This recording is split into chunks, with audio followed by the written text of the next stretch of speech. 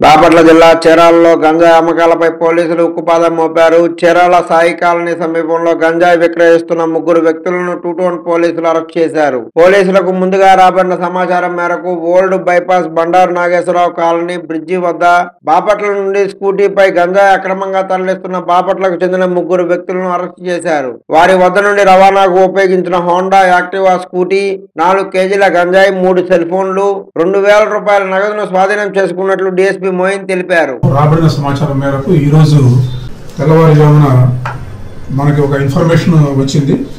ఈ గంజాయి అనేది చీరాలలోకి అక్రమంగా ప్రవేశించిందని.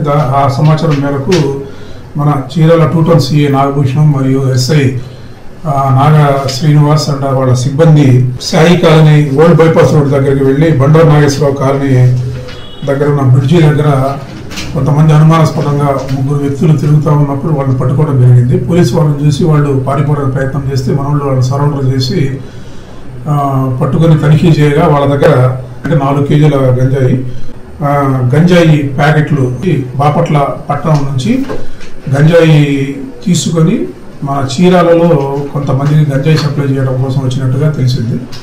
అంతటా మన చీరాల 2 టౌన్ సిఐ గారు వాళ్ళ సిబ్బంది ఎంఆర్ఓ గారి సమక్షంలో పంచనామా నిర్వహించి వాళ్ళ దగ్గర నుండి 4 కేజీల గంజాయి ప్యాకెట్లు, అట్లాగే 3 సెల్ ఫోన్లు, 2000 రూపాయల క్యాష్, అట్లాగే ఒక హోండా స్కూటీని స్వాధీనం చేసుకోవడం జరిగింది.